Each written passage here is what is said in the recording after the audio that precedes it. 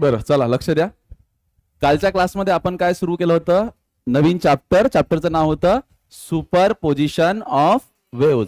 Superposition of waves मध्ये काल आपण फक्त डिस्कस केलं कशावरती? What is mean by wave. आणि त्यानंतर आपण डिस्कस केलं टाइप्स ऑफ वेव, है ना. अलग अलग क्रायटेरिया अप्लाय करून अलग अलग टाइप्स मध्ये आपण काय केलं? वेवला क्लासिफाय केलं. तर what is mean by wave? Wave म्हणजे काय असते? वेव म्हणजे स्पेस मध्ये एका ठिकाणाहून दुसऱ्या ठिकाणी एनर्जीचं जाणं, but without transfer of mass. So what is wave?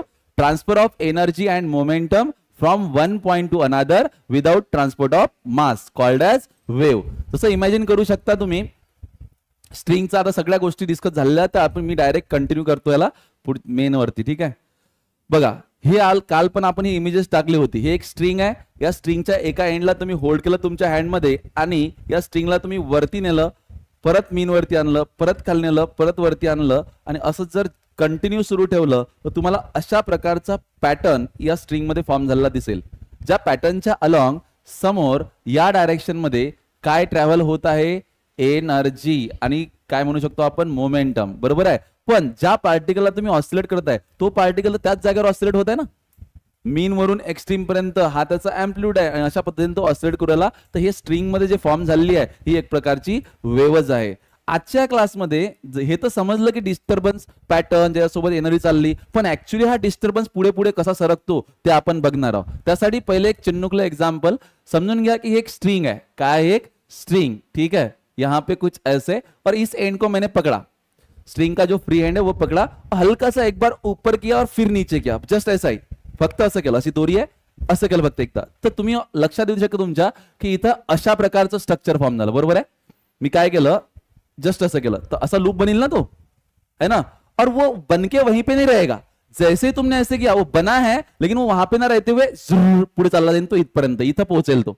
मतलब कि अगले ही सेकंड अगर आप देखोगे तो वो यहां पे होगा, उसके अगले सेकंड यहां पे इस दीवार तक पहुंच जाएगा वो. समझ रहे हो? अब फिर से करते हैं सेम एक्सपेरिमेंट. एक एंड पकड़ा मैंने, एक बार ऊपर जाके नीचे वो बना और फिर नीचे जाके ऊपर. तो ये स्ट्रक्चर अब सेकंड केस में ऐसा बना. देखो मैं एक बार ऊपर जाके नीचे फिर नीचे जाके ऊपर, तो ये पहला और ये फिर ऐसा बना. और अगले केस में ये आगे जाएगा. अगले सेकंड आपने देखा कि ये जो चीज है ये ऐसे यहां तक जा चुकी है और ये स्ट्रिंग ऐसी है. अब मैं क्या करता हूं? थर्ड केस में ये चीज कंटिन्यू करते रहता हूं. मतलब कि ऊपर जाके नीचे, फिर नीचे जाके ऊपर, फिर ऊपर जाके नीचे, फिर नीचे जाके ऊपर. तो पहले वेव जो गई है आगे, वो तो आगे गई ना. अब नीचे से पीछे भी एक वेव आएंगी, तो ये स्ट्रक्चर कुछ ऐसे फॉर्म होगा. समझ रहे हो क्या? तो तुमने इसी पॉइंट को एनर्जी दी और एनर्जी इस पैटर्न के अलॉन्ग आगे आगे बढ़ रही है. इसको थोड़ा सा माइक्रोस्कोपिक लेवल पे जाके देखते हैं. ठीक है, तो कैसे? ये यहां पे देखो, ये एक स्ट्रिंग है, ये एक रिजिड वॉल है. ठीक है, और मैं क्या करता हूं? इस स्ट्रिंग के किसी भी एक पार्टिकल को एक साइड से एक एनर्जी देता हूं, प्लग करता हूं. जैसे मान लो सितार या गिटार की तार है, अब उसको प्लग करना है, वाइब्रेट करना है, ऑसिलेट करना है, तो आप किसी पॉइंट पे एनर्जी दोगे. तो मैं इसमें से किसी एक पॉइंट को, मान लो मैंने इसको नाम दे दिया पॉइंट ए और इसको दिया मैंने एनर्जी. जैसी एनर्जी देंगे ये अपनी जगह छोड़ के ऊपर चला जाएगा. तो इमेजिन करते हैं कि ये पार्टिकल यहां पे चला गया, एकदम यहां पे. ठीक है, थोड़ा सा सोचो, हाइपोथेटिकल सिचुएशन है. ठीक है, लेकिन जब पार्टिकल ए यहां से गया तो क्या उसके साथ बाकी के पार्टिकल नहीं जाएंगे? बिल्कुल जाएंगे, क्योंकि ये एक रस्सी है और रस्सी एक सॉलिड मटेरियल है और सॉलिड मटेरियल के अंदर जितने भी पार्टिकल्स है वो आपस में बंधे हुए हैं एक force say. What is that force? Intermolecular force. Molecule K beach में एक फोर्स ऑफ अट्रैक्शन एग्जिस्ट करता है. तो जब ये मॉलिक्यूल ऊपर गया होगा तो उसके जस्ट बाजू में जो मॉलिक्यूल था, इतने दूर नहीं होता, वो बहुत क्लोज होता है, लेकिन तुम्हें दिख जाए इसलिए मैं यहां पे निकल रहा हूं, बी या फिर इधर C and to be continued. तो जैसे ए ऊपर गया तो बी भी ऊपर जाएगा ना, क्योंकि जब ए को मैंने ऊपर उठाया तो बी उसके साथ कनेक्ट है, तो बी भी वहां तक आना ही आना है. ये बिल्कुल वैसी कहाणी की जैसे आप समझो किसी क्लास में आप बैठे हो. ठीक आहे, जसं सध्या तुम्ही बसलेले आहे, बरोबर दुपारचा टाइम आहे, जेवण गिवणं तुमचे सकाळपासून काहीच खाल्लं नाही, एनर्जी डाऊन आहे तुमची, पोटात काहीच नाही आहे की नाही. आणि मग तुम्हाला असं वाटतं की आता बस झाले क्लास, आजचा अभ्यासचा कोटा संपला, घरी जायचं. मग तुम्हाला माहित आहे की तिथं ऑफिसमध्ये फॅकल्टी बसलेली आहे, आपण जाऊ फॅकल्टीला सांगू की सर हा तब्येत बरोबर नाही, आज डोकंच खूप दुखत आहे. बरोबर की नाही? सुट्टी काढायची आणि तिथून मग सर म्हणतात की ठीक आहे जायचं आहे. ओके, पण तुमचे पडलेले आहेत ग्रुप्स, कुठल्याही क्लासमध्ये ग्रुप्स बनलेले असतात, हे सगळ्याला माहित आहे? सगळ्याला माहित आहे का? तो जितने भी क्वांटिटी ऑफ स्टुडंट होंगे उनके ग्रुप्स होते, जसे 15 लोकांचा ग्रुप असते, सब 7 लोकांचा, सब 3 लोकांचा, आणि लय क्लोज मग 2 आणि मग एकटे आपणच समजा, अशी असते फ्रेंडशिप. सबसे करीबी दोस्त अपन खुद के हैं, उसके बाद अपना सबसे करीबी एक दोस्त होता है, उसके बाद में 2 करीबी होते हैं, आणि तीन ची जोड़ी लय पॉपुलर असते, क्योंकि कैसा है बिचिंगसाठी काही तर पाहिजे. तो 3 लोगों की जोड़ी, और उसके बाद में 5 या फिर 7 की ग्रुप होता है, फिर 15 का होता है, ऐसे होता है. ठीक है, तो अब मान लो तुम्हारे ग्रुप में का एक बंदे को लग रहा है कि मेरे को छुट्टी लेके घर पे जाना है, क्लास करना आ रहा है जान पे. तो अब तुम्हारा करीबी दोस्त अगर क्लास छोड़ के अभी जाने वाला है, तो तुम्हारे गमीन का वर्गा छुट्टी तू घरी, तब्येत तर माही बी बरोबर नाही, कणकण तर मला बी वाटू राहिलं आहे की नाही, ठीक आहे. तर मग आपण काय करतो, नाही तर मग ते टेक्निक बी बरी आहे की सर सोबत जातो मी. अरे तो जब ए निकला जाने के लिए, ए को जाना है अभी ऑफिस के लिए, वो ऑफिस के मतलब ऑफिस में सुट्टी घ्यायसाठी, तर ए जागेवरून निघून थोडासा समोर गेलाय, पण बीच्याही डोक्यात सुरू आहे की घरी तर कामं तर आपल्यालाही कमी नाहीत, दिवाळी तर आपल्या बी घरी आहे. तो बी बी त्याच्या पुढे नाही मागे मागे, म्हणजे त्याला चेक करणं आहे ना पहिले वातावरण कसं काय ऑफिसमध्ये, जर भेटली तर मग आपण बी सुट्टी, नाही भेटली त्यालाच जर झापलं तर मग आपण इकडेच, जास्त खराब नाही, जाऊ द्या क्लास झाल्यावरच जातो. ओके, बी पण एन बी जेव्हा सुट्टी घ्यायला चालले, तेव्हा सीच्या मनात बी जराशी कुठं ना कुठं एकदम दूर कोपऱ्यात खुमखुमी सुरू झाली की कणकण तर मलाही वाटत जाय काल, सुट्टी तर मलाही पाहिजे. म्हणजे सी पण त्याच्या मागे मागे जाईल. आणि जर एवढे 3 जण तुमच्या ग्रुपचे घरी जाणार असतील, तुमचा जीव थांबेल का अटी बेंचवर बसून? थांबू शकता का तुम्ही? नाही. तर अशा पद्धतीनं हे आहेत. पण प्रॉब्लेम काय, ही प्रोसेस होत असताना ए इथपर्यंत गेलेलं, तेवढ्यात डिपेंडिंग आपण ज्या फॅकल्टीला तुम्ही सुट्टी मागायला चालले समजा, त्या फॅकल्टीच्या नेचरवर, त्या इन्स्टंटच्या त्यांच्या स्वभावावर बी डिपेंड करते ना सुट्टीचं कसं आहे. ते पहिलेच जर समजा स्वभाव तपलेला असला, काही चिडचिड करू राहिले असले, तर मग अशा माहोलमध्ये तुम्ही जाल का? तिकडेच काहीतरी एखाद्याला झापणं सुरू आहे, तुम्ही गेले की मला सुट्टी पाहिजे, फेकून नहीं देंगे मात्र वरून काली तुम्हारे कि जाए. तो यहाँ पे क्या है, यहाँ पे आपको आपने जैसे देखा कि एटमॉस्फेयर थोड़ा सा खराब है, तो ए को दिखा कि भाई टीचर तो ऑफिस से निकला, अभी भागो छुट्टी नहीं मिलने वाली, तो ए ने रास्ता बदल लिया, ये निकला पीछे. तो अब ए कहाँ गया? नीचे. लेकिन बी को तो पता ही नहीं ना ऑफिस मध्ये काय सुरू आहे तर बीला थोडी माहित आहे तिकडे झापझूप सुरू आहे सगळे, तर बी चाललं थांबला की छुट्टी भेटली वाटते. तो बी वर, बी किधर जाएगा? ऊपर. आणि सी ले भी माहित नाही, सी बी ऊपर. आणि डी ले वाटलं जमून राहिलं वाटते सगळं, चला जमते, ए बी सी डी. पण जेव्हा डी जाग्यावरून उठला तर डीचा बी एक क्लोज ग्रुप असेल की नाही, त्याची बी एकदम सगळी मैत्रीण सगळा मित्र असेल की नाही एक, तर त्याच्याही मनात कुमकुम झाली की हा पाय तू गेला की नाही, मी तर कुदून येतो इकडून भीतीहून ग्रीन नेट म्हणून, पण घरी येतो. तर ईच्या मनात खुमखुमी सुरू झाली की मला पण घरी जायचं आहे. पुढच्या स्टेप मध्ये ए कुठे चालला रे? नेक्स्ट स्टेप मध्ये ए कुठे येणार आहे? एरो जरी बसला रे, एला कुठे येणार? खाली. आता बी ले बी दिसलं ना की सुट्टी नाही भेटत, तर बी खाली. पण सी ले माहित आहे का? नाही. सी वर, डी वर, ई वर. आणि कोणाच्या मनात खुमखुमी सुरू झाली? ऍपच्या, की तब्येत तर माही बी खराब आहे, कणकण तर मलाही वाटू राहिलं, माय तर रात्रीच अंग गरम होतं, मा आई तर म्हणे जाऊ नको तू आज, आहे की नाही. तर आपल्याला माहित आहे या सगळ्या गोष्टी. ठीक आहे. आता ए कुठे येईल रे? ए खाली, परत ए आला जागेवर, बी पण खाली, सी ला समजलं की जमत नाही, सी बी खाली, आणि डी वर, ई वर, एफ वर, आणि एफ वर गेला, एफ निघाला. त्याच्यामुळे जीच्या मनात खुमखुमी सुरू झाली की कणकणत मले बी वाटून राहिलं. ठीक आहे. त्याच्यानंतर ए आला, पण एले वाटलं आपण सरले दिसलो, आता घेते हा जीव. तर ए पहिल्या बेंचवर बसायला होता, तर चालला मागच्या बेंचवर. म्हणजे ए बॅग उचलली मागे की मास्तर आला बी तर काहीच करायचं काम नाही. बी कुठे येईल रे? जाग्यावर. सी खाली, डी खाली, ई आता जागा कमी आहे पण ऍडजस्ट करू, ई एफ वर, जी वर. आणि कोणाच्या मनात कुमकुम झाली? याच्या. म्हणजे सिमिलरली असा सिक्वेन्स सुरू राहील. आता तुम्ही प्रॉपर लक्ष द्या काय होतं इथं. इथं बघा, मी जर थोडस याला असं अरेंज केलं,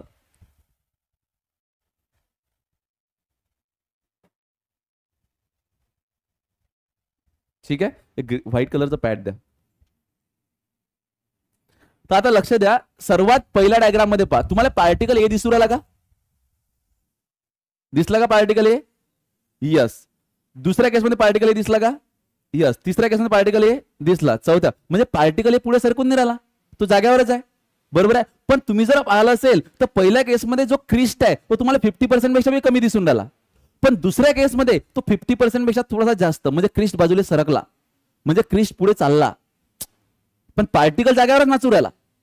तिसऱ्या केसमध्ये बघा क्रिस्ट लगभग 90%, चौथ्या केसमध्ये 100% क्रिस्ट दिसला, आणि नेक्स्ट केसमध्ये तर सेकंड ट्रफचा बी तुम्हाला काही पार्ट दिसला. आता हा ए परत खाली जाईल, परत वर येईल. तेवढ्या केसमध्ये जेव्हा या एचं कंप्लीट एक ऑसिलेशन होईल तेव्हा तुम्हाला हा एक क्रिस्ट आणि एक ट्रफ इथं दिसलेला दिसेल, पुढे गेलेला दिसेल. म्हणजे या पूर्ण मीडियम मध्ये काय हो राहिलं, मीडियमचे पार्टिकल कोणतं मोशन करत आहेत, याला असं म्हणतो ना, मीडियमचे पार्टिकल सिंपल हार्मोनिक मोशन करत आहेत. आणि जर मीडियमचे पार्टिकल सिंपल हार्मोनिक मोशन करत आहेत, एकच नाही दुसरा बी सिंपल हार्मोनिक मोशन, तिसरा बी मीडियमचा प्रत्येक पार्टिकल त्या पहिल्या पार्टिकलने कॉपी करून न्यायला. बरोबर की नाही? आणि जेव्हा असं करतात तेव्हा त्यांच्यामधून काय ट्रान्सफर होत आहे, एनर्जी. तेव्हा त्यांच्यामधून काय ट्रान्सफर होत आहे, एनर्जी. येतं लक्षात तुमच्या?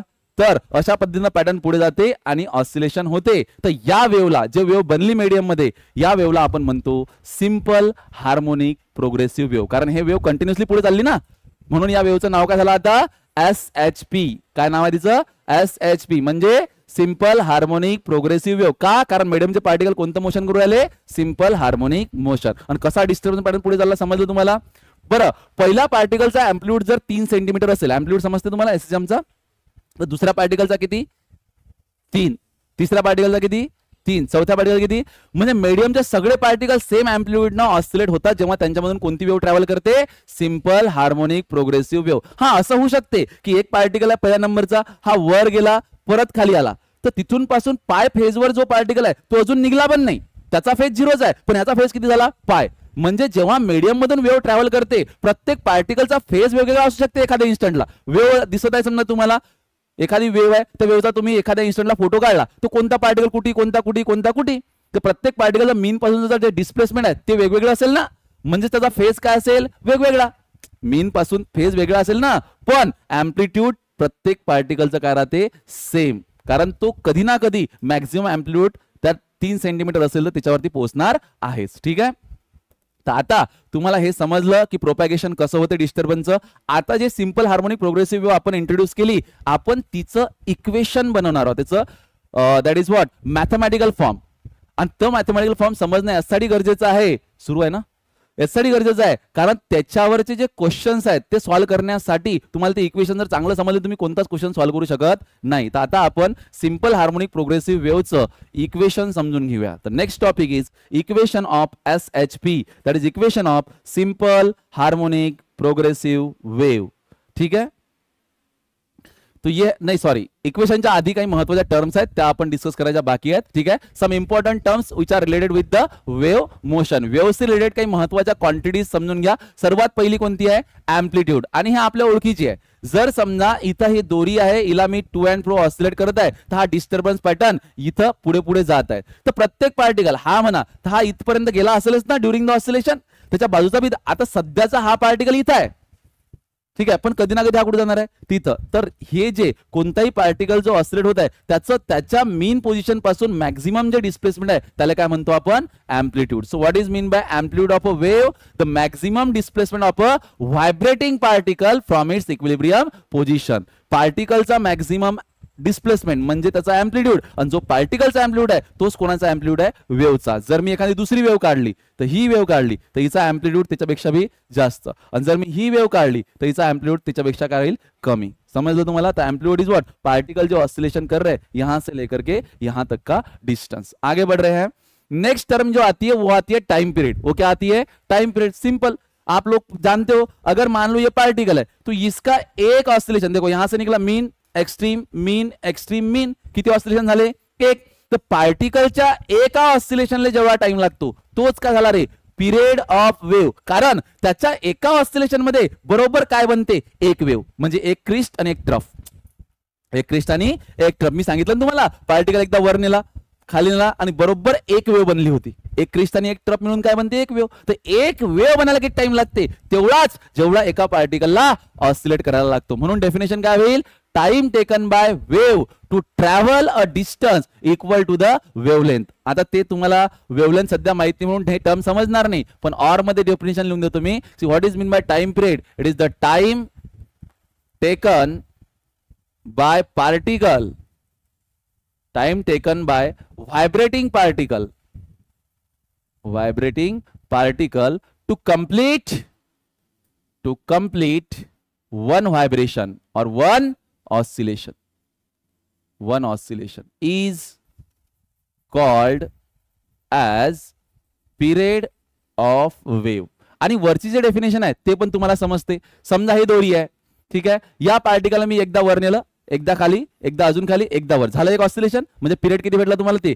पण तेवढ्यात काय झालं, तेवढ्यात हे वेव्ह अशी बनली ना, वर जाऊन खाली जाऊन असं बनला डिस्टर्बन्स. तर या वेव्हनं एवढं डिस्टन्स ट्रॅव्हल केला. हा डिस्टर्बन्स जो मी इथं क्रिएट केला, हा त्या मीडियम मध्ये एवढ्या दूरपर्यंत पोहोचला ना. आणि हे जे डिस्टन्स आहे, या डिस्टन्सला लॅम्बडा म्हणतात. एक क्रिस्ट एक ट्रफ मिळून जे डिस्टन्स आहे तो असते लॅम्बडा, म्हणजे ते असते वेव्हलेंथ. डेफिनेशन काय, time taken by wave to travel a distance equals to the wavelength. Wavelength एवढा डिस्टन्स ट्रॅव्हल करण्यासाठी जेवढा टाइम लागला त्याला काय म्हणतात, तिचा पिरियड. डेफिनेशन टाइमची सुरू आहे म्हणून टाइम फॉर्म मध्ये. किंवा तुम्ही असंही म्हणा, पार्टिकलचा एका ऑसिलेशन लागणारा टाइम. आता गोष्ट करू आपण वेव्हलेंथची. वेव्हलेंथ काय असते, तर सरळ सरळ जे अल्टरनेट क्रिस्ट अँड ट्रफ तुमच्याकडे बनलेले आहेत त्यातल्या कोणत्याही दोन पिक्स मधलं डिस्टन्स किंवा कोणत्याही दोन जे डाऊन्स किंवा ज्याला आपण ट्रफ्स म्हणतो त्यांच्यामधलं डिस्टन्स, हे काय असते, वेव्हलेंथ. समजून घ्या, distance between two successive crest किंवा distance between two successive trough is called as wavelength. किंवा एक क्रिस्ट आणि एक ट्रफ याला सुद्धा काय म्हणतो आपण, वेव्हलेंथ. येतं का लक्षात, पाहून घ्या बरोबर. बरोबर एक सर्कल बनते, हा हा पण हा हा, समजलं का. तर इथं हा क्वार्टर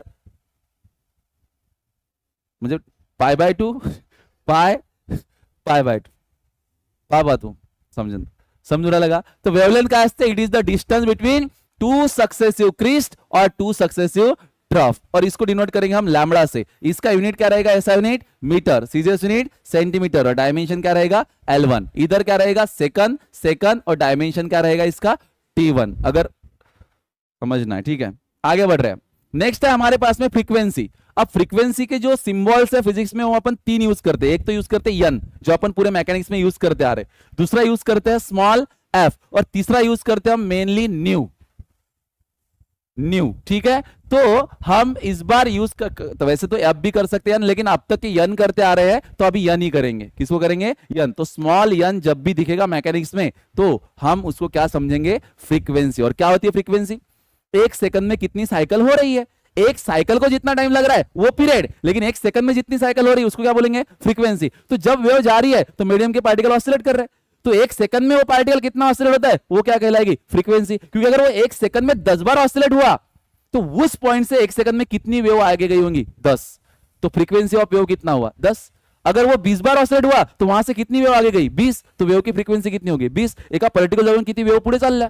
ठीक आहे. तर काय म्हणते, the number of cycles that is number of complete wavelengths completed by particle in a unit time, उसको क्या बोलेंगे हम, फ्रीक्वेंसी. ठीक है. और उसके बाद में टर्म आती है एंगुलर फ्रीक्वेंसी. फ्रीक्वेंसी के बाद में एंगुलर फ्रीक्वेंसी, और एंगुलर फ्रीक्वेंसी क्या होती है, ओमेगा. तो it is defined as omega is equal to 2 pi T या 2 पाई एन, पता है ना हमें.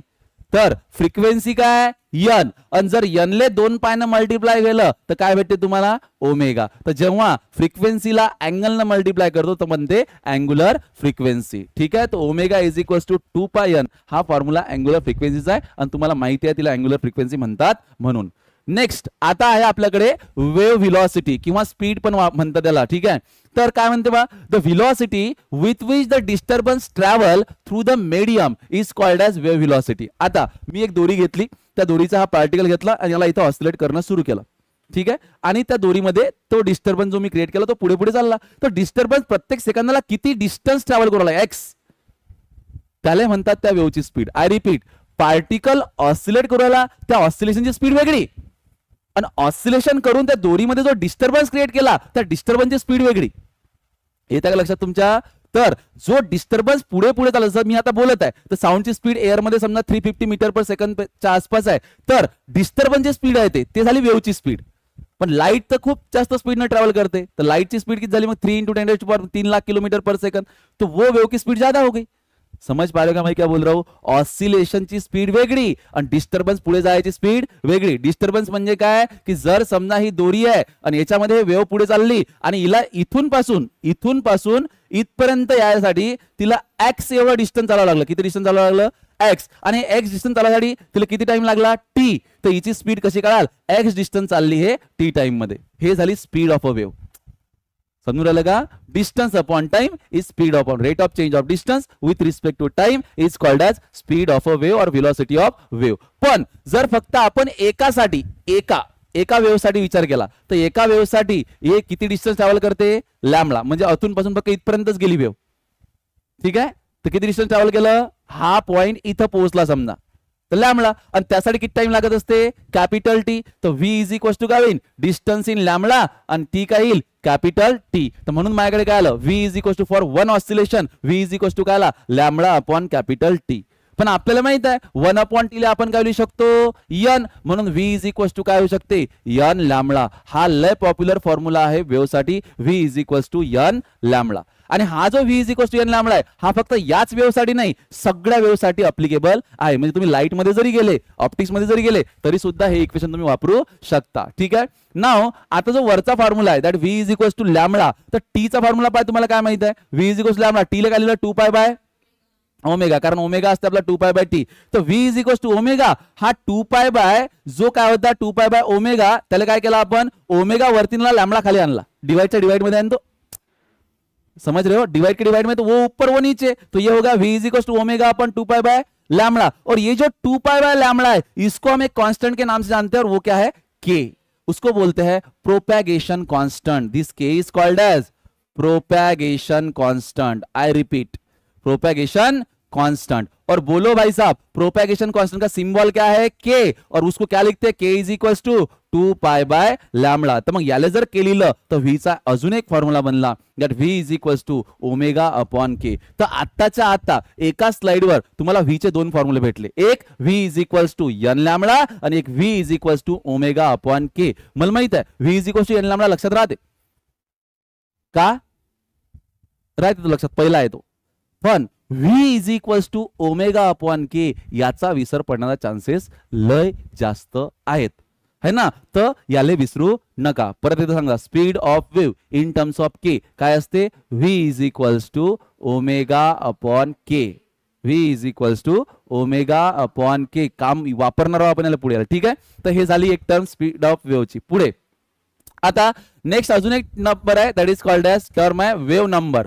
वेव नंबर को अलग अलग सिंबल लैम्बडा बार से भी दिखाते हैं कुछ लोग या फिर न्यू बार से भी दिखाते हैं. तो ये टर्म क्या समझो? It is defined as number of waves in unit length of the wave pattern. मतलब मान लो कि तुम्हारे पास अलग अलग वेव्स है. पहली वेव ये है, दूसरी वेव ये है, तीसरी वेव ये है. ठीक आहे. आणि इथून पासून तर इथपर्यंतच हे जे डिस्टन्स आहे हे आहे 1 मीटर. किती डिस्टन्स आहे? 1 मीटर.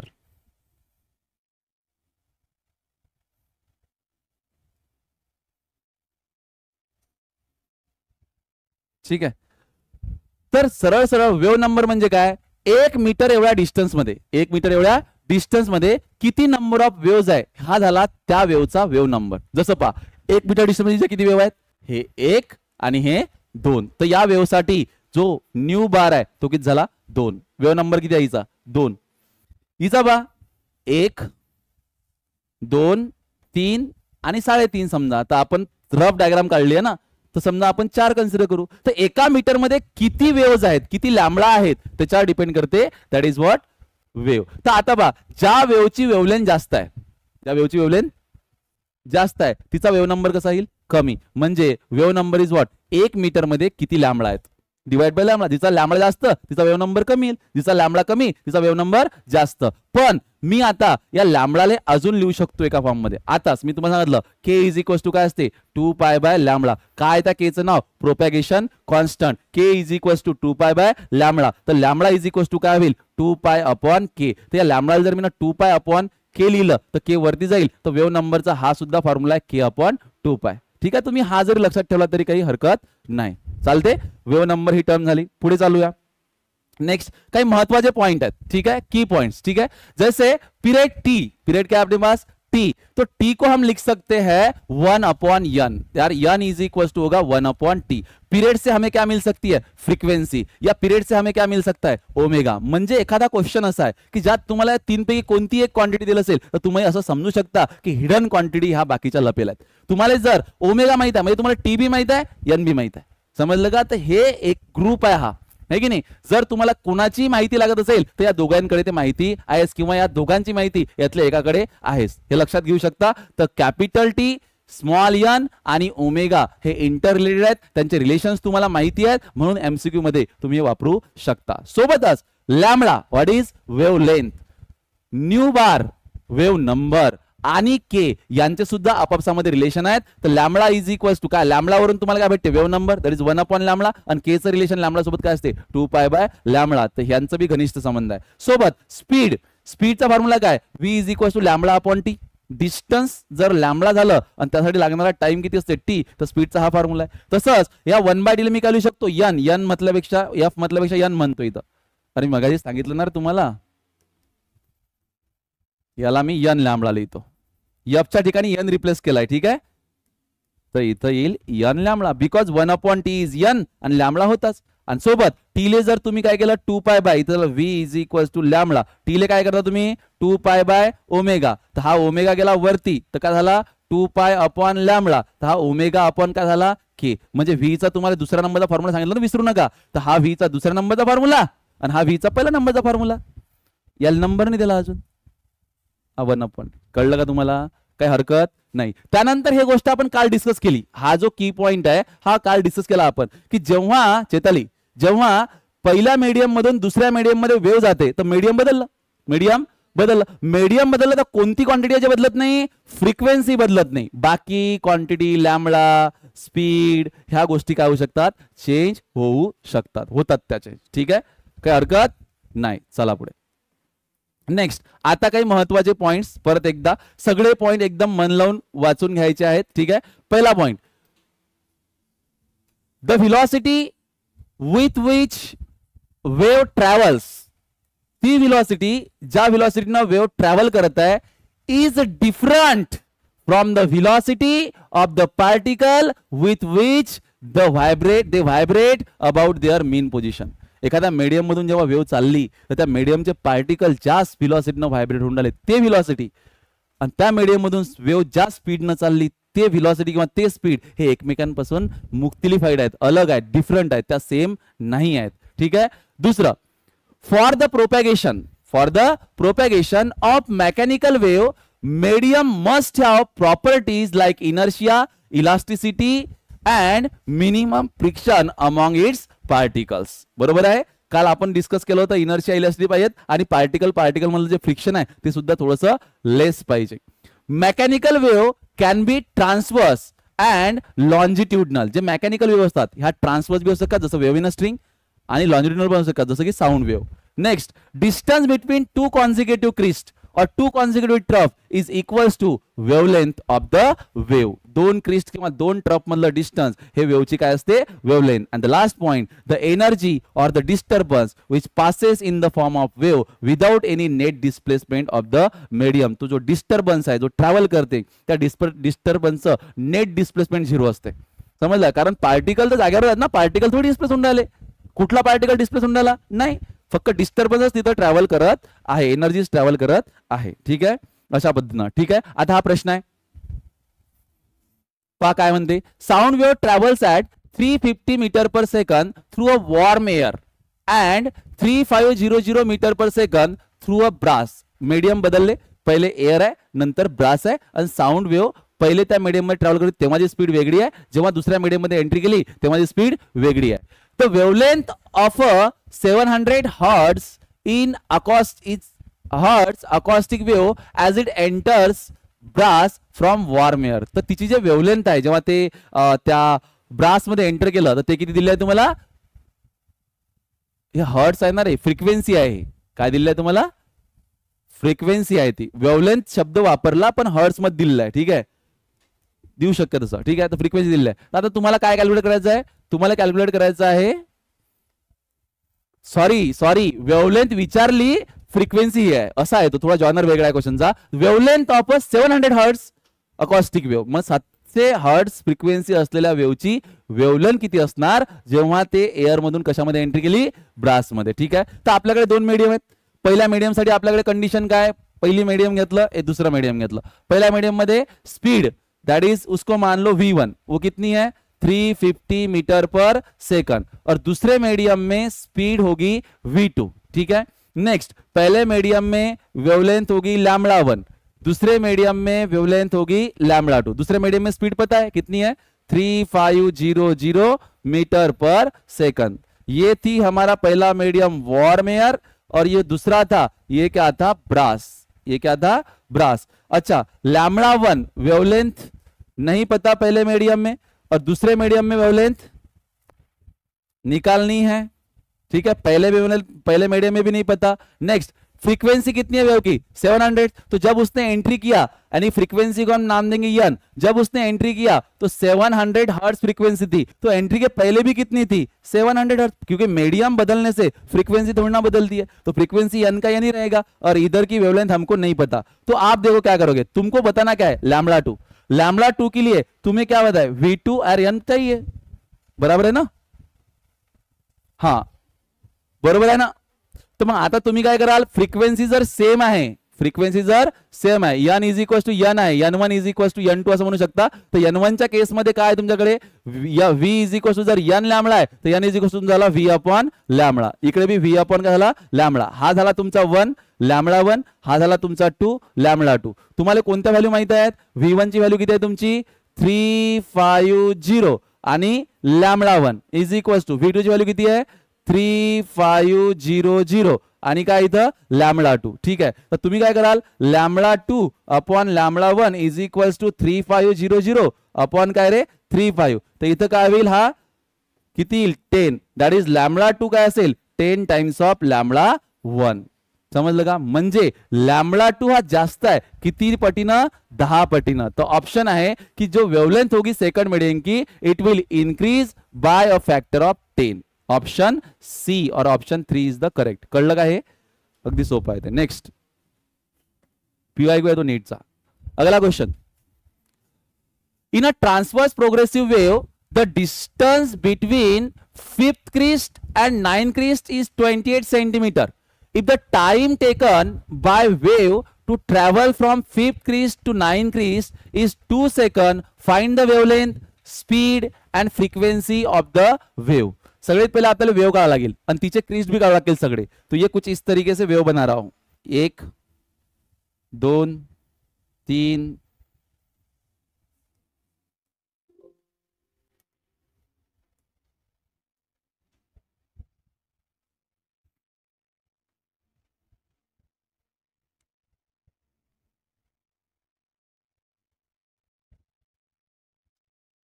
ठीक है. तो ये क्रिस्ट नंबर 1 2 1 2 3 4 5 6 7 8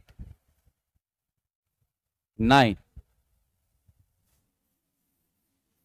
और ये हो गया 10. एक काम करा बरं, बोलून घ्या तुम्ही. हॅलो, हा काय म्हटलं रे? 9 क्रिस्ट अँड 5th क्रिस्ट, 5वा क्रिस्ट कुठे आहे? हा. आणि 9 क्रिस्ट कुठे आहे? हा. या दोघांमधलं जे डिस्टन्स दिलेलं आहे ते किती दिलंय तुम्हाला? 28 सेंटीमीटर. आणि इथून पासून इथपर्यंत जायला जो टाइम लागला याला तो किती लागला? 2 सेकंद. तुम्हाला विचारलंय की वेवलेंथ किती आहे वेवची, स्पीड किती आहे आणि फ्रिक्वेन्सी किती आहे. तर आता बा डिस्टन्स किती कव्हर केला डिस्टन्स ते माहित आहे, टाइम किती आहे ते माहित आहे. काय भेटते तुम्हाला? स्पीड. म्हणजे स्पीड काय? v is equal to distance that is what जो x चली और टाइम लिया t. x कितना है? 28 और टाइम कितना है? 2. तो v कितना आया 14 सेंटीमीटर पर सेकंड। क्या आया 14 सेंटीमीटर पर सेकंड। अब क्या चाहिए आपको वेवलेंथ। वेवलेंथ साठी काय करावं लागेल, वेवलेंथ साठी काय करावं लागेल, आता मला सांगा इथून पासून इथपर्यंत 5 टू किती वेव्हज आहेत ह्या,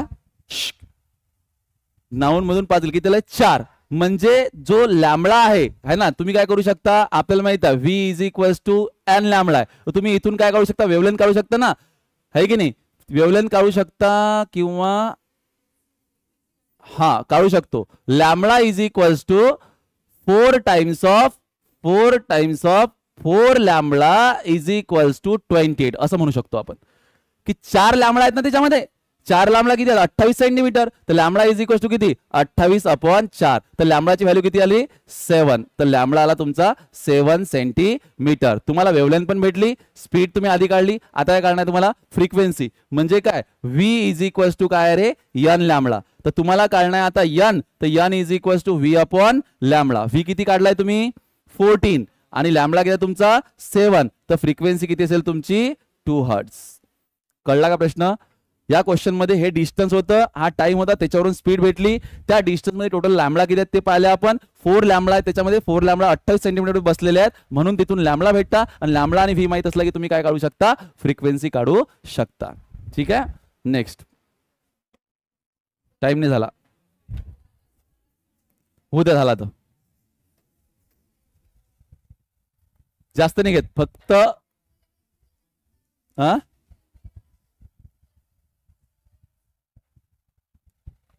थांबा क्लास होते मग उडून टाकू, थोडा वेळ थांबायला, जास्त नाही झाला क्लास, 5 मिनिटात नाही 10 मिनिटात सोडतो तुम्हाला, नहीं नहीं ऐसा नहीं सांगत, चल लक्ष्य दिया। तो यहां तक किसी को कोई दिक्कत नहीं है। अब हम पढ़ने वाले हैं इसका सेकंड पार्ट, ये हमारे पास वेव है, और अब हम पढ़ने वाले हैं equation of simple harmonic progressive wave. काय शिकायचं आपल्याला, equation of simple harmonic progressive wave. जे डायग्राम तुम्हाला दिसू राहिली ही एक प्रोग्रेसिव वेव आहे, सिंपल हार्मोनिक, हे आहे एक सिंपल हार्मोनिक प्रोग्रेसिव वेव। ठीक आहे, तर असं इमॅजिन करू शकता तुम्ही, इथचा हा पार्टिकल मी पकडलेला आहे आणि इथं अशा प्रकारे ऑसिलेशन सुरू आहे आणि हा डिस्टर्बन्स या मीडियम मध्ये ट्रॅव्हल करत आहे, हा एक्स ऍक्सिस आहे, हा वाय ऍक्सिस आहे, तर पार्टिकलचं मेन पोझिशन म्हणून डिस्प्लेसमेंट जर मोजायचं असेल तर ते कशावर मोजाल तुम्ही वाय वर, आणि हा डिस्टर्बन्स किती दूरपर्यंत गेलाय ते कशावर मोजाल तुम्ही एक्स ऍक्सिस वरती, एम्प्लिट्यूड पण तुम्हाला दिसतंय। ठीक आहे, तर अशा पद्धतीची एक वेव तुम्ही कन्सिडर केलेली आहे। एक्स आणि वाय ऍक्सिस वरती काय घेतलं तुम्हाला माहित आहे, हे झालं डिस्प्लेसमेंट त्या वेवचं आणि तो झाला डिस्टर्बन्स। आता काय करतो पहा, जो सगळ्यात पहिला पार्टिकल आहे, लेट्स से हा पार्टिकल जो पोझिशन ओ वरती आहे, त्यासाठी मला इक्वेशन लिहायचं आहे, त्याचं इक्वेशन त्याच्या मोशनचं, तो कोणतं मोशन करायला सिंपल हार्मोनिक प्रोग्रेसिव्ह वेव। तर जेव्हाही एखादा particle simple harmonic progressive wave simple harmonic motion करते, त्याचं इक्वेशन काय असते, y is equals to, let's say हा एम्प्लिट्यूड आपण कन्सिडर करू a, तर y is equals to a sine omega t plus alpha, but alpha is initial phase, it is the phase at time t is equals to 0। मी असं assume करतो, तसं five ठेवला तरी चालते किंवा अल्फा ठेवला तरी चालते, पण सध्या मी अज्युम करतो की हा पार्टिकल मीनहून निघाला, मग मीनहून जर निघाला असेल तर याचं या पार्टिकलचं मोशन डिस्क्राइब करणारं इक्वेशन काय, y is equals to a sine omega t. पण सोच, हा डिस्टर्बन्स असा निघालाय, ठीक आहे, असा निघालाय, मी एकदा रफ डायग्राम काढतो खाली, ठीक आहे, हे वेव पुढे पुढे चालली, हे वेव पुढे पुढे चालली, ठीक आहे, तर तुम्ही विचार करा की ह्या पार्टिकलला जेव्हा मी सगळ्यात पहिले, या वेवले पाहून सांगा, सगळ्यात पहिले पार्टिकलला मी पकडलं असेल तर मी खाली नेलं असेल का वर, वेवले पाहून सांगा, या पार्टिकलला खाली नेलं असेल का वर, डिस्टर्बन्स पुढे पुढे चालला ना, खाली नेलं असेल ना, पहिले खाली म्हणजे असं टोपलं बनलं पहिले, मग वर पहाड बनला, बरोबर की नाही। मग मला सांगा, आता हा पार्टिकल ऑलरेडी एक चक्कर कंप्लीट करून आला ना, खाली जाऊन बाई पार्टिकलचं एक ऑसिलेशन झालं, तर याचा फेज किती आहे, पहिला जो पार्टिकल ओव्हर आहे त्याचा फेज किती आहे, फेज पाय आहे का 2 पाय, अरे एक ऑसिलेशन झालं रे, त्याचं एक ऑसिलेशन झालं म्हणजे किती पाय 2 पाय, तर ओव्हर जो पार्टिकल आहे त्याचा फेज 2 पाय, आणि इथं जो पार्टिकल आहे तो त्याचा फेज, त्याच्यापर्यंत डिस्टर्बन्स जस्ट पोहोचला, तो अजून निघलाही नाही, एकाने एक पार्टिकल चालले सुट्टी काढले, तर याला आता याच्या मनात खुमखुमी सुरू झाली, याला आता निघायचं आहे ऑफिसमध्ये सुट्टी काढायसाठी. तर हा जर ट्रप आता पुढे आला पाहिजे, तर याला कुठे जायला लागेल, खाली, ऑफिस इकडे आहे. तुम्हाला समजलं का? तर तो अजून निघलाच नाही, त्याचा फेज किती आहे, 0. समजलं का? बरं मला सांग, या पार्टिकलचा फेज किती आहे? हा बी आहे समजा, हा सी आहे, त्याचा फेज किती आहे, पाय. कारण ज्यावेळेस तो पार्टिकल सध्या खाली जाऊन वर येलाय, कारण पहिले तो खाली गेला असेल ना, जसा आता हा कसा खाली जाणार आहे, तर पहिले जेव्हा तो ट्रप आला असेल असा, तर पहिले सी खाली गेला आणि वर आला. आता सी ले खाली जाऊन वर आला, तर सी ले कुठे जाणार आहे, वर. जर वर जाणार आहे तर हा ट्रप बरोबर अटील ना, हा क्रिश त्याला वर आला तरच होईल ना तो. मग मला सांगा याचा फेज किती आहे, पाय. तर जसे जसे तुम्ही पुढे चालले तसे ते पार्टिकलचे फेज आहेत. तर मला सांगा कोणता पार्टिकल फेज मध्ये पुढे राहील नेहमी आणि कोणता पार्टिकल फेज मध्ये मागे. जो ओव्हर आहे तो ऑलवेज पुढे, बाकी त्याच्या मागेच राहतील ना. जो सुट्टी काळात सगळ्यात पहिले तो सगळ्यात पुढे राहील ना. मग याचा फेज पाय आहे, 2 पाय आहे, आणि याचा फेज 0 आहे. तर या दोघांमधला फेज डिफरन्स किती झाला, 2 पाय. तर असे या वेव्ह मध्ये जितके पार्टिकल आहेत, या प्रत्येक पार्टिकल मध्ये फेजचा डिफरन्स आहे ना, कारण ते अलग अलग फेजवर आहेत ना. समजलं का? जर तुम्ही आता पहा, हे एक वेव्ह, हे आणि अजून आता ट्रप तुमचा जो इथं आला होता तो इथं पोहोचला, तर या पार्टिकलचा फेज किती आहे, 0. याचा किती आहे, याचा किती आहे, 2 पाय. याचा किती झाला आता, 4 पाय, कारण त्याचे 2 ऑसिलेशन झाले ना आता. तर नेहमी हे पार्टिकल मागे असतात याच्या. म्हणजे हा जर पी असला तर पी पार्टिकल लॅग करत आहे ओला. लॅग म्हणजे मागे आहे. समजलं का? तर ते आता ते गोष्ट तुम्हाला मी एक्सप्लेन करील. तर मी काय करतो, हा y is equals to a sin omega t, हे एसएसएमचं इक्वेशन झालं या पार्टिकलचं जो पॉइंट ओव्हर आहे. आता एखादा दुसरा रॅन्डम पार्टिकल कन्सिडर करा, कारण मला वेव्हचं इक्वेशन सांगायचं आहे की नाही. तर वेव्हचं इक्वेशन सांगण्यासाठी मला पहिले पार्टिकलचं इक्वेशन सांगायला लागते. कोणत्याही रॅन्डम पार्टिकलचं इक्वेशन सांगा, म्हणजे तेच तुम्ही त्या सिंपल हार्मोनिक प्रोग्रेसिव्ह वेव्हचं इक्वेशन सांगितलं. फक्त ओव्हरचं नका सांगू. तर मी काय केलं, एक रॅन्डम पॉइंट घेतला, याचं नाव आहे पी. तो पी ओरिजिन पासून किती डिस्टन्सवर आहे, एक्स डिस्टन्सवर, आणि तो सध्याच्या ज्या इन्स्टंटला फोटो काढलाय त्या इन्स्टंटला तो इथं आहे. पुढे तो वर चाललाय, खाली उंडायला वर, कारण क्रिसले पुढे जाणार ना, क्रिसले पुढे जाणार तर पीला अजून वर जायला लागेल. मग आणखी तो पी खाली घालीन, येतं लक्षात तुमच्या. तर सध्या पी इथं आहे, पी साठी इक्वेशन सांगा. तर पीचं डिस्प्लेसमेंट त्या इन्स्टंटला असेल जे काय असेल ते. तर पीचं डिस्प्लेसमेंट घेतो मी, y is equals to amplitude a sine sine omega t. पण त्याचा फेज ओमेगा टी आहे का, नाही. त्याच्यामध्ये आणि या ओ मध्ये पी मध्ये फेजचा डिफरन्स आहे, आणि हा पी त्या ओ पेक्षा मागे आहे, म्हणून त्याचा फेज काय होईल, मायनस काही ना काही फेजचा डिफरन्स येईल. त्याला घेतो मी -φ. मी आपल्या हँडरेटन नोट्स मध्ये डेल घेतलेला आहे, पण तुमच्यासाठी फाय घेतो. तर phi is phase difference, del घ्या किंवा फाय घ्या, काही फरक पडत नाही. तर what is phase, what is phi, it is a phase difference. हा जो फाय काय रे, या दोन पार्टिकल मधला फेज डिफरन्स आहे. येतं का लक्षात तुमच्या? मग आता मी पहिले फेज डिफरन्स सांगतो तुम्हाला कसं आहे. मला सांगा, जर एक लॅम्बडा असला, काय असला, एक लॅम्बडा, तर एका लॅम्बडात किती फेज कर होते, 2 पाय. बघा, जर मी म्हटलं की एवढं अंतर घेतलं, तर हे अंतर किती आहे, लॅम्बडा. तर लॅम्बडा मध्ये किती फेज कव्हर झाला, 2 पाय. तर मी फक्त एक्सच अंतर घेतलं, फक्त एक्सच अंतर घेतलं, तर फेज किती कव्हर झाला त्याच्यामध्ये, five.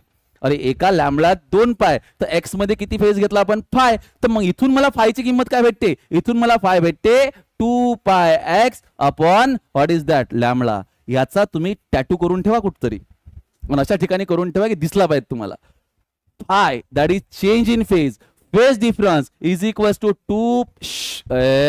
2 pi x upon lambda. लय ठिकाणी कामात पडेल आणि लय छोट्या छोट्या प्रॉब्लेम म्हणजे सॉल्व्ह करून टाकेल हे equation. Five is equal 2 pi x lambda, हे यात पुट करून टाकतो. जे मी पी साठी इक्वेशन काढून ना, तेच इक्वेशन ऑफ वेव्ह बनणार आहे. तर सांगा आता y इज इक्वल्स टू काय बनेल, y is equals to a sine omega t minus phi 2 pi x upon काय रे, लॅम्बडा. नेक्स्ट स्लाइड वरती जातोय मी आता, बोलू नका. y is equals to a sine omega t minus 2 pi x upon lambda. ठीक आहे. आज तुम्हाला सर्वांना माहित आहे की ओमेगाला काय लिहू शकतो रे बाळा मी, 2 पाय बाय टी, और omega is 2 pi bye T into काय आपल्याकडे small T, or minus 2 pi bye lambda, और इंटू काय रे, एक्स. इथून मी काय करतो, ए साइन हे 2 पाय बाहेर काढतो, 2 पाय बाहेर काढतो, आणि मला इक्वेशन भेटते small T by capital t minus x upon lambda. This is what, equation of simple harmonic progressive wave. याचा हा एक फॉर्म आहे. याला तुम्ही लय अलग अलग फॉर्म मध्ये एक्सप्रेस करू शकता डिपेंडिंग ऑन तुम्हाला क्वेश्चन मध्ये कोणत्या क्वांटिटी दिल्या आहेत. तर इक्वेशनचा सगळ्यात बेसिक फॉर्म काय सांगितलं तुम्हाला, y is equals to a sine 2 pi in bracket small t upon capital t minus x upon lambda. X काय, त्या डिस्टर्बन्सनं किती डिस्टन्स किंवा पी पॉइंट जिथं आहे त्याचं डिस्टन्स, लॅमडा वेवलेन, टी ज्या इन्स्टंटची गोष्ट सुरू आहे, capital T time period. Okay, अशा पद्धतीने हे काय झाला अँप्लिट्यूड. आता या इक्वेशनला तुम्ही अलग अलग फॉर्म मध्ये नेऊ शकता. जसं मी जर 1/t ला n लिहिलं तर हेच इक्वेशन काय होते 2 पाय n t minus x upon lambda. मग तो n जो आहे तसंच n/n इकडे जर केलं, पहा करून दाखवतो 2 रुपये तुम्हाला. y इज इक्वल्स टू, मी याला असं लिहू शकत का, a sine 2 pi in bracket 1/t म्हणजे काय n into T minus x upon lambda आहे. इथं मी काय करतो n आणि इथं बी करतो n, चालते केलं तर एक्स अपॉन लॅमडा होता, वर बी n खाली बी n, पण खालचा n लॅमडा काय होऊन जाईल v is equals to n lambda आहे ना. तर हा होते y is equals to a sine 2 pi, इथचा जो n आहे, इथचा जो n आहे हा वाला n, इथचा नाही समजलं का, हा ठीक आहे. हा जो n आहे हा n बाहेर काढून घ्या, काढला बाहेर, आतमध्ये काढलं t मायनस एक्स अपॉन काय v. पा परत हे इक्वेशन कशाचं आहे, वेव्हचंच आहे, सिंपल हार्मोनिक प्रोग्रेसिव्ह वेव्हच आहे, फक्त रूप बदललं. परत बदलू शकता, परत काय करू शकता, याला ओमेगा लिहून टाका, म्हणजे काय होईल y is equals to a sine omega in bracket t minus x upon v. परत ओमेगा अंदर नेऊ शकता, ओमेगा जर अंदर नेला तुम्ही तर काय होते सांगा, that y is equals to a sine, चला ओमेगा ह्या अंदर काय आला, omega t minus omega x upon काय रे v. बरोबर आहे. आता याला जर पुढे केलं आपण तर मला सांगा केचा, मी तुम्हाला व्ही चे फॉर्म्युले सांगितलं, व्हीचा एक फॉर्म्युला सांगितलं तुम्हाला, v is equals to n lambda, आणि व्हीचा अजून एक फॉर्म्युला सांगितलं होता ओमेगा अपॉन के, आठवते का. तर इथून जर मी थोडंसं ऍडजस्टमेंट करतो आणि केला इकडे आणलं तर काय झालं ओमेगा अपॉन व्ही. तर अटी ओमेगा अपॉन व्ही दिसला का तुम्हाला, दिसला का. तर हा a sine omega t minus काय होईल रे के एक्स.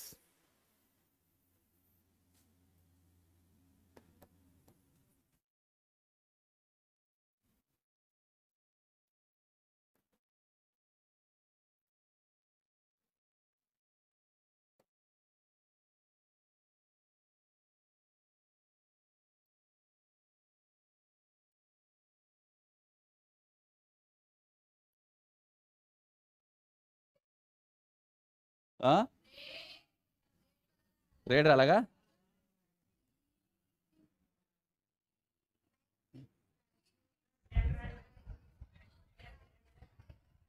ब्लॅक राहिला.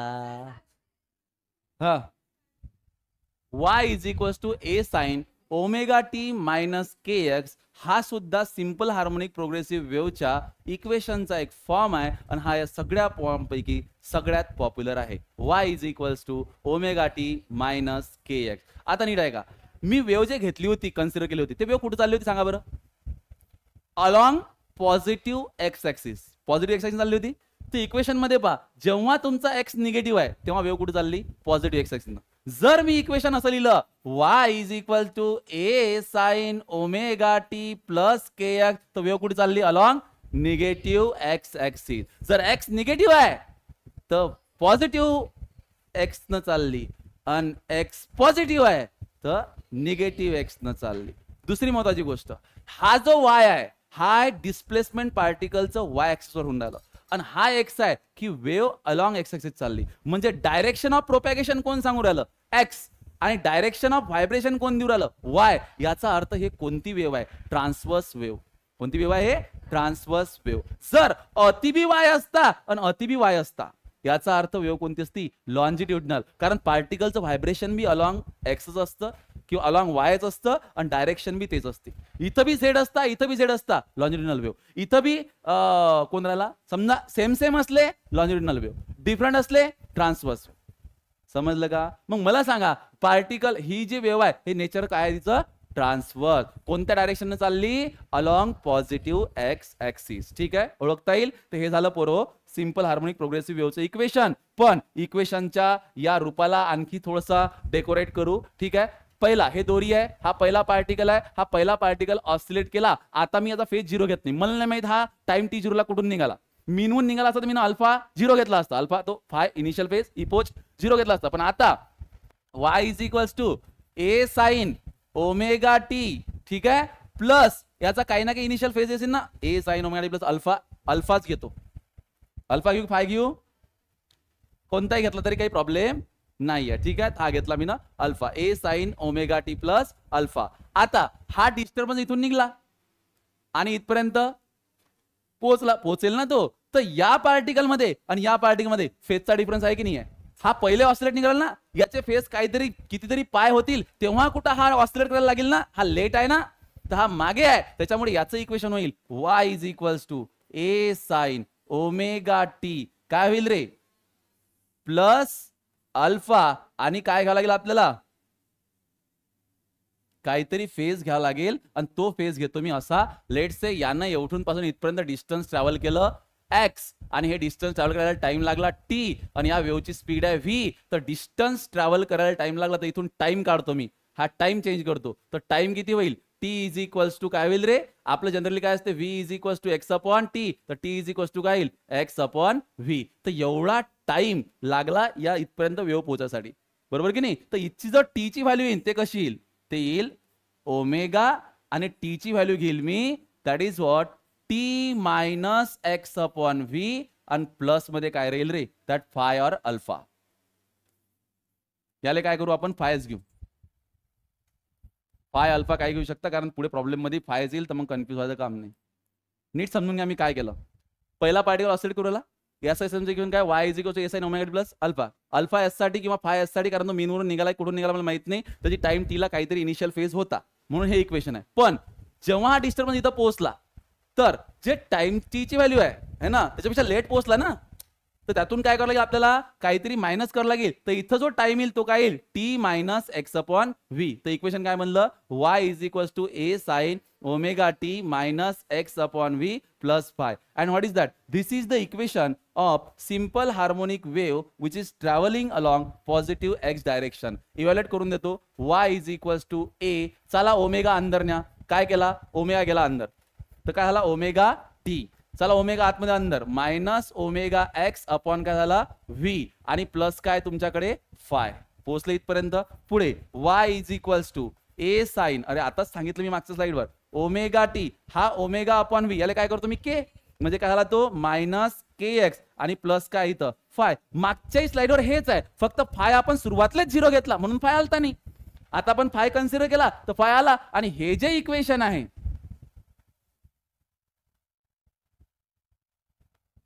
सीईटी सुट्टी,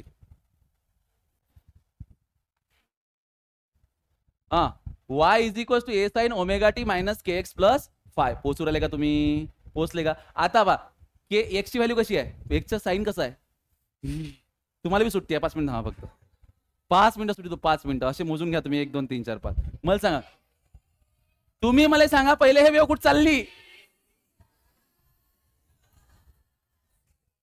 वेवले पा आणि तुम्हाला आको माको कोण जिंकते, वेव कुठे चालली, पॉझिटिव्ह एक्स ऍक्सिस. वेव कशी आहे, ट्रान्सवर्स का लॉन्जिट्युडिनल, बस तुम्ही वेव पाहिली की वेव बद्दल एवढ्या 2 कमेंट करत जा, वेव कुठे चालली आणि वेव कशी आहे, वेव कुठे चालली, वेव कशी आहे, वेव कुठे चालली, विचारायचं नाही आहे, सांगायचं आहे. कुठे चालली, पॉझिटिव्ह एक्स ऍक्सिस, आणि वेवचं नेचर कसं आहे, this is the equation of simple harmonic progressive wave which is travelling along the positive x direction. ठीक आहे, पुढे या. जर समजा थांबा 2 मिनिट, हा मी पार्टिकल इकडनं ऑसिलेट सुरू केला असता, शेताली, तर वेव चालली इकडे, वेव चालली इकडे, तर वेवचं इक्वेशन कसं बनेल, फक्त इथं प्लस येईल ना, जो टाइम तुम्ही मायनस घेतला t minus x upon v, तो काय होईल t plus x upon v. याला जर सॉल्व केलं तर इक्वेशन काय मिळेल, y is equal to A sine omega t plus k x plus phi. आणि इथं प्लस साइन तुम्हाला इंडिकेट करते की वेव कुठे चालली, अलॉंग निगेटिव्ह एक्स डायरेक्शन. आणि वेवचं नेचर कसं आहे, वेवचं नेचर कसं आहे, ट्रान्सवर्स. वेवचं नेचर कसं आहे, ट्रान्सवर्स. ठीक आहे, ठीक आहे. की पॉइंट्स पा सब लोग, फक्त पोथीच वाचायची आहे, नीट आहे का, y is equal to A sine omega t minus k x. म्हणजे हे अज्युम्ड आहे की वेव्हचा जो पार्टिकल आहे तो पार्टिकल मेनून निघाला म्हणून फाय काय येलाय 0. वेव्ह कुठे चालली? घरी चालली. वेव्ह कुठे चालली? घरी. वेव्ह कुठे चालली? Negative positive x axis. Nature transfer. आता ओळखा करून घेऊ. ओळखी पाहिजे व्हायला पाहिजे कामात पडत पुढे. ठीक आहे. एक्स ची ओळख करून घ्या. Represent the location of particle and also axis of propagation. ज्या ऍक्सिस न वेव्ह चालली तो ऍक्सिस आहे तो एक्स, आणि पार्टिकल कुठं आहे त्याचं लोकेशन बी तो एक्स देते. परत के काय आहे सांगा? के अँग्युलर वेव्ह नंबर और it is called as propagation constant. ठीक आहे. त्यानंतर what is t? Time at which displacement of particle is considered. Omega angular frequency, A amplitude of particle, and Y vibrational axis of particle. Very good. आता दोन गोष्टी नीट फक्त 2 मिनिटं घेतो, लक्ष द्या. y is equal to A sine omega t minus k x. वाचा. If sign of both location म्हणजे अति आणि अति याचं बी साइन आहे ना. अरे याचं बी साइन आहे ना. इथं बी साइन आहे, इथं बी साइन आहे. कुठं बी साइन आहे, इथं बी साइन आहे. तर हे दोन्ही sign, if sign of both location and time are different, then wave is propagating on positive x axis किंवा positive axis of propagation.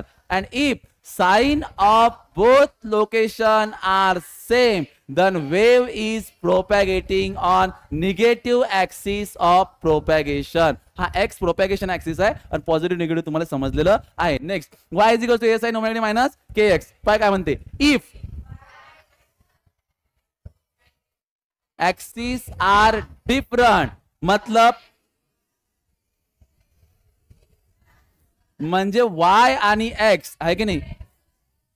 Vibrational आणि प्रोपॅगेशनल ऍक्सिस. हा कोणता ऍक्सिस? प्रोपॅगेशनचा ऍक्सिस. हा कोणता ऍक्सिस? Vibrational axis. दोघेही अलग अलग असले तर वेव्ह कोणती? ट्रान्सफर. पण दोघेही सेम असले, if vibrational and propagation axis are same, then wave is longitudinal. Very good. त्यानंतर फक्त लक्ष द्या या क्वेश्चन मध्ये. क्वेश्चन म्हणते the wave equation of particle P, wave equation of particle P, which is at position x naught, is given yp is equals to a sin omega t plus 30 degree. आता इथे एक wave तुम्हाला दिलेली आहे आणि या wave ज्या medium मधून चालली त्या मीडियम मधला एक पार्टिकल आपण अंडर ऑब्झर्वेशन ठेवलाय आणि या पार्टिकलचं जो पार्टिकल सध्या एक्स नॉट पोझिशन वरती आहे, किती पोझिशन वरती आहे? X not. त्या पार्टिकलचं इक्वेशन तुम्हाला दिलेलं आहे, that is displacement of particle P is given in the form of equation A sine omega t plus किती रे? 30 डिग्री. पण पुढे काय म्हणते? Find the equation of the wave if it's velocity is v in positive direction as shown in the figure. तर v व्हेलॉसिटीनं ते wave पुढे चालली तर तुम्ही त्या वेव्ह साठी इक्वेशन डिस्क्राइब करा. आणि इथे तुम्हाला एक दुसरा पार्टिकल दिलाय q पार्टिकल, जो किती डिस्टन्स वरती आहे? x डिस्टन्स वरती. v व्हेलॉसिटीनं ही वेव्ह इथून हा डिस्टर्बन्स अशाच पद्धतीने चालला तर हा पार्टिकल p आहे, हा पार्टिकल q आहे. तर तुम्ही q साठी आता इक्वेशन तयार करा. What is the equation for q? तर equation for q is equal to काय होईल? a साइन, इथं काय येईल रे? ओमेगा आणि जो टी येईल तो वेगळा येईल ना, कारण हा टी टाइम वरती पोझिशन ही आहे. पण वेव्ह इथून पासून इथपर्यंत गेली तर वेव्ह ना एवढं डिस्टन्स ट्रॅव्हल केलं ना. आणि हे डिस्टन्स किती आहे? हे डिस्टन्स आहे एक्स मधून एक्स नॉट काढला तर हे टोटल डिस्टन्स झालं तुमचं एक्स मायनस एक्स नॉट. बरोबर आहे. आणि इथून इथपर्यंत लागणारा टाइम कसा काढला तुम्ही? X minus x not upon V म्हणजे असेल तो टाइम. तुम्हाला माहित आहे मी आधी टी घेतला होता एका इक्वेशन साठी, हा टी रिप्लेस केला होता. त्या टी मधून मी काय केलं होतं? मायनस एक्स अपॉन व्ही केला होता. तर एक्स कोणता? जेवढा वेव्हनं डिस्टन्स ट्रॅव्हल केला टी टाइम मध्ये तेवढं. तर वेव्ह तेवढी चालली तर हे इक्वेशन कसं होईल त्याचं? That is in bracket x minus x not upon V आणि प्लस तुमचा 30 डिग्री आहे तो आहेच. हे बनलं तुमचं इक्वेशन वेव्हचं. पुढे अजून प्रॅक्टिस मध्ये येऊ आपण तर थोडीशी क्लॅरिटी वाढेल तुमची. नेक्स्ट आता परत काय म्हणते? Write the waves equation. पण कधी? जेव्हा टाइम 0 होता. टी टाइमला पोझिशन वेव्हची अशी आहे आणि हा आहे तुम्हाला दिला पार्टिकल. हे थोडे डायरेक्ट क्वेश्चन लिहिले आहेत. तुमच्याजवळ जे क्वेश्चन आहे ते थोडे डिस्क्रिप्टिव्ह असतील. तर इथं काय एक पार्टिकल आहे आणि तो सध्या मीन पोझिशन पासून किती अँगलवर किती डिस्प्लेसमेंट वरती आहे, a/2 वरती. येत्या लक्षात तुमच्या. तुम्हाला इक्वेशन लिहायचं आहे त्याचं. तर इक्वेशन कसं लिहिचाल, इक्वेशन लिहिता येईल that is x is y वर डिस्प्लेस होत आहे, y इज इक्वल्स टू त्याचा अँप्लिट्यूड आहे a sine what is that omega t. आता जो त्याचा मला फेज आहे तो फेज लिहायचा आहे आणि तो फेज कसा लिहिल मी, दॅट इज फेज त्याचा फाय किंवा तुम्ही अल्फा म्हणजे इनिशियल फेज. तर याचा टाइम t0 ला हा फेज आहे. किती फेज आहे सांगा बरं त्याचा. फेज नाही आहे तो, a/2 फेज आहे का, a/2 त्याचा डिस्प्लेसमेंट आहे. फेज पाहिजेत. जेव्हा एखादा पार्टिकल मीन पासून a/2 पोझिशनवर असते तेव्हा त्याचा फेज किती असते. तर आपल्याकडे SHM ची केस तुम्हाला आपण डिस्कस केली होती. सगळे फेज तुम्हाला लिहून दिले होते 0 आणि हा इथं काय असते तुमचा π/2. मधात काय असतात फेज तुमचे π/6. इथं किती असते π/4. इथं किती असते π/3. जेव्हा π/6 असतो तेव्हा तुमचा अँप्लिट्यूड असते a/2. π/4 किती असते a/√2. π/3 वर √3 a/2 आणि π/2 वर किती असते a. बरोबर आहे. आणि तुम्ही रिटर्न पण येऊ शकतात. रिटर्न आले तर इथं फेज असते पाय, इथं फेज असते तुमचा 3π/2 आणि इथं असते तुमचा फेज परत 2π. तर आता डिपेंडिंग अपॉन पार्टिकल कुठं आहे, तर पार्टिकल पहा तुमचा कुठं आहे. हा तुमचा क्रिस्ट आहे म्हणजे हा पार्टिकल ऑलरेडी वर जाऊन आलेला आहे. दिमाग लगाओ, ये पार्टिकल यहां पे है, वेव किधर जा रही है इधर. तो इस पार्टिकल पे ये वेव, ही वेव अशी असेल ना. आता समजू लागलं तुम्हाला. हा पार्टिकल खाली उरायला की वर चालला, हा पार्टिकल खाली येताना सध्या क्रिस्ट वर जाऊन आला ना तो. इसमें से क्रिस्ट आगे गया है मतलब पार्टिकल ऑलरेडी ऊपर जाके नीचे आ रहा है और नीचे आते टाइम पे वो कहां पे है a/2 पे. मतलब ऐसा समझो कि पार्टिकल मीन से निकला, एक्सट्रीम गया और एक्सट्रीम से आते आते कहां पे आया a/2 पे. यहां पे कहां पे आया a/2. कुठं आला तो a/2. मग आता मला सांगा त्याचा फेज किती आहे. जाऊन इथं वापस आला a/2 डिस्टन्स वरती आहे तर फेज किती आहे. अरे बाबा अँप्लिट्यूड डिस्प्लेसमेंट a/2 आहे तर फेज किती झाला π/6. नाही जाताना π/6 तर येताना अलग असेल ना. तर येताना आपण कसं काढतो, पाय मधून हा π/6 मायनस करतो. मग जर तुम्ही पाय मधून π/6 मायनस केला तर किती झाला तो 6π, 5π/6. तर इथं आन्सर येणार आहे तुमचं 5π/6. समजलं का. हे झालं या वेव्हचं इक्वेशन. पुढे नेक्स्ट अजून एक ट्राय करू आपण. हे ठीक आहे काय म्हणते पहा, y is equals to amplitude किती आहे तुमचा a काईल sine omega t plus phase सांगणार आहे. मला सांगा पार्टिकल टाइम t0 ला इथं आहे. इथं आहे म्हणजे आता नेमका तिथं ट्रफ आहे. ट्रफ आहे म्हणजे पार्टिकल खाली जाऊन येईल आहे म्हणजे पार्टिकल वर चालला. आता वर चालला तर पहिले काय बनेल आहे तुमचा क्रिस्ट.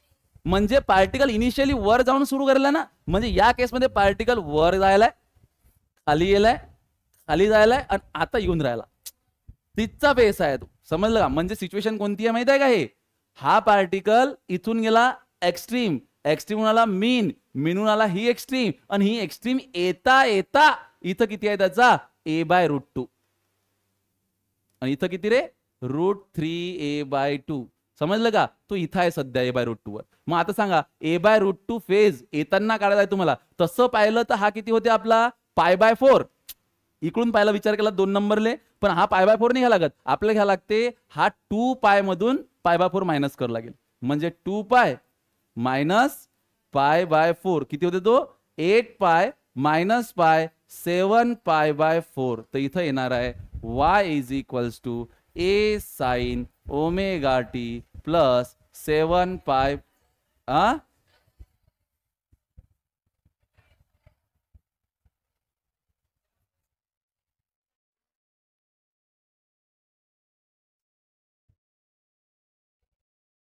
अरे वा सॉरी सॉरी सॉरी या स्लाइडवर लिहिलं का मी ते.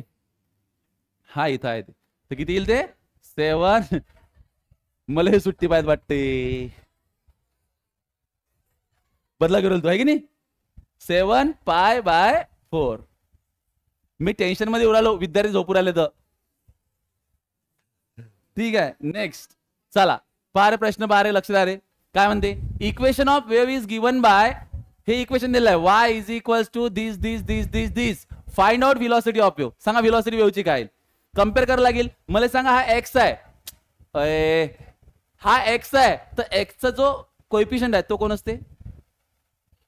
के एक्स असते ना आपल्या इक्वेशन मध्ये, के एक्स. ठीक आहे, तर के ची व्हॅल्यू सरळ सरळ तुम्हाला काय भेटली? 0.5 टाइम्स ऑफ पाय. अच्छा, टी चा कोएफिशियंट काय असते? ओमेगा. म्हणजे तुम्हाला ओमेगा काय भेटला रे? 4 पाय. समजलं का? आणि तो तुमचा काय फेज, इनिशियल फेज आहे. ठीक आहे, तुम्हाला काय विचारलं? व्हिलॉसिटी. व्हिलॉसिटीचा असा फॉर्म्युला ज्यात ओमेगा आणि के आहे, हाय माहित? That is v is equals to omega upon k, 4 pi upon 0.5 म्हणजे 1/2 टाइम्स ऑफ पाय. पाय पाय कॅन्सल, व्ही किती आली? 8 युनिट. गिनिट आहे का काही दिलेलं? नाही, तर 8 युनिट. कळलं का? नेक्स्ट पुढचा प्रश्न. If equation of plane progressive wave is given by y is equals to this where x is this, x in this and t in this, then find out this and this. What is the answer? This. Okay, तो क्या निकालना? Equation लिख लेते पहले. y is equals to 10 sine. तू तब्येत नाही ना बरोबर?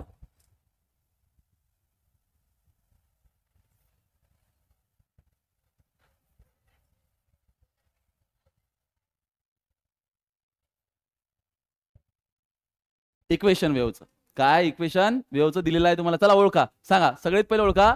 Direction of propagation. Direction of propagation म्हणजे वेव्ह चालली कुठे? तर पहिलाचा आन्सर आहे कोणतं? Positive x axis. कळलं का रे तुम्हाला? चला बी. नेचर सांगा. Nature transverse. अति एक्स आहे, अति वाय आहे, तर नेचर काय झालं? Transverse. Very good. Next C सांगा. एम्प्लिट्यूड सांगा. एम्प्लिट्यूड किती आहे? 10 युनिट. नाही, सेंटीमीटर मध्ये आहे ना एक्स, तर 10 सेंटीमीटर. चला डी सांगा. Angular frequency. अँग्युलर फ्रिक्वेन्सी म्हणजे ओमेगा. ओमेगाचा फॉर्म्युला काय आपल्याकडे? Omega T. ओमेगा टी म्हणजे ओमेगा किती आहे तुमचा? Omega is 200 pi radian. ठीक आहे, त्यानंतर आपल्याला पाहिजे टाइम पिरियड टी. सांगा टी कसं काढता? 2 पाय बाय ओमेगा. तो 2 pi by omega, 2 pi upon that is 200 पाय. पाय पाय इथं होईल 1/100 दॅट इज 0.01 सेकंद. हा कोण होता? ई. बोललो का ना रे? Time period. Wave speed v is equals to omega upon k बी म्हणू शकता. के आहे का तुमच्याजवळ? के भेटते. के सांगा किती आहे? Pi by. नाही, तो ओमेगा अपॉन के नाही काढू शकता. यन आहे का तुमच्याकडे? नाही. कोणते काढू? ओमेगा अपॉन के नच काढू ना मग. ओमेगा अपॉन के. ओमेगा किती? 200 पाय. के किती आहे? पाय बाय 9 म्हणजे वरती जाईल 9. पाय पाय कॅन्सल. हा होईल 1800 सेंटीमीटर पर सेकंद. एफ झाला. त्यानंतर वेवलेंथ लॅम्बडा सांगा. वेवलेंथ लॅम्बडा कसा काढसाल? व्ही माहित आहे? व्ही माहित आहे? हा चालते. That V is equals to lambda upon t. तर लॅम्बडा आहे का आपल्याजवळ? लॅम्बडा सॉरी लॅम्बडाच काढणार आहे ना आपल्याला. Lambda is equals to v into t. V किती आहे आपला? 1800 आणि टी किती आहे आपला? 0.01. म्हणजे ते 2 शून्य काय है ना, तर that is 0.01. It is 18. V lambda काढलाय म्हणून काय होईल? मीटर मध्ये. सॉरी सेंटीमीटर मध्ये, कारण सीजीएस मध्ये सुरू आहे. नेक्स्ट काय काढणं आहे? Maximum velocity. What is the formula? A omega. V is equals to A omega. A किती आहे आपला? 10 आणि ओमेगा तुम्ही किती काढलाय? 200 पाय. 200 पाय it will become 2000 pi. This is in centimeter per second. झालं नाही, राहिलं. Next for sound wave path difference of 40 centimeter is equivalent to phase difference of 1.6 pi if speed is 330 meter per second. Find n. n represent frequency. ठीक आहे, तर आता तुमच्याकडे काय काय? पाथ डिफरन्सला जनरली x म्हणजे पहिला पार्टिकल O वर, दुसरा पार्टिकल P वर, दोघांमधला पाथ डिफरन्स म्हणजे x. समजलं का? आणि फेज डिफरन्स म्हणजे फाय. ठीक आहे, तर पाथ डिफरन्स दोघांमधला एक्स म्हणतात काही लोक, किंवा डेल्टा एक्स बी म्हणू शकतात. ठीक आहे, तर एक्स किती आहे? एक्स म्हणा 40 सेंटीमीटर. ठीक आहे, आणि फेज डिफरन्स किती दिलाय तेवढ्यासाठी फाय किती दिलाय तो दिलाय तुम्हाला 1.6 पाय रॅडियन. ठीक आहे. तुम्हाला विचारलं स्पीड, आता हे स्पीड दिलंय तुम्हाला SI मध्ये 330 मीटर पर सेकंड, म्हणून याला कन्वर्ट करून टाका 40 × 10⁻²⁻² मीटर. आणि तुम्हाला विचारलंय फाइंड n, फ्रिक्वेन्सी कॅल्क्युलेट करायला सांगितलेली आहे. आता मला सांगा, तुम्हाला माहित आहे की तुम्हाला फेज आणि हे माहित असलं एक रिलेशन तुम्हाला माहित आहे, कोणतं रिलेशन आहे ते, that phi is equals to 2πx upon काय रे लॅम्बडा. बरोबर माहित आहे का हे? यस. तर तुम्हाला फाय बी माहित आहे, एक्स बी माहित आहे, म्हणजे तुम्हाला काय माहित पडला 2π अपॉन लॅम्बडा. ठीक आहे. तर 2π अपॉन लॅम्बडा वरून तुम्ही काय काढू शकता के. 2π अपॉन लॅम्बडा तुम्ही के काढू शकता ना. तर फायची व्हॅल्यू सांगा किती आहे, फायची व्हॅल्यू आहे 1.6 पाय आणि फायची व्हॅल्यू 1.6 पाय बरोबर आहे. आणि एक्स ची व्हॅल्यू किती आहे 40 × 10⁻² आणि इज इक्वल टू तुम्हाला काय भेटला के. चला कॅल्क्युलेट करायला किती होते, 1 हा -2 वरती गेला तर काय होईल +2 +2 100 ने याला गेला तर किती होईल 160 पाय अपॉन किती होईल रे 40. काही प्रॉब्लेम? बरोबर केलं ना. तर येतं काय होईल कॅन्सल, हा किती होईल 4 पाय, म्हणजे के के किती येईल तुमचा 4. आता 4 पाय काय आले, 4 पाय येईल. ठीक आहे. पुढे आता लक्ष द्या की मला काय करायचं आहे रे n, यासाठी मला काय माहित आहे v, तर मला पाहिजे लॅम्बडा. डायरेक्ट बी निघाला असता का, डायरेक्ट निघाला असता. हो के करायचं कामच नाही. एक minute. Lambda is equals to 2π upon 5 × x. 2π what is phi 1.6 pi आणि एक्स किती 40 × 10⁻².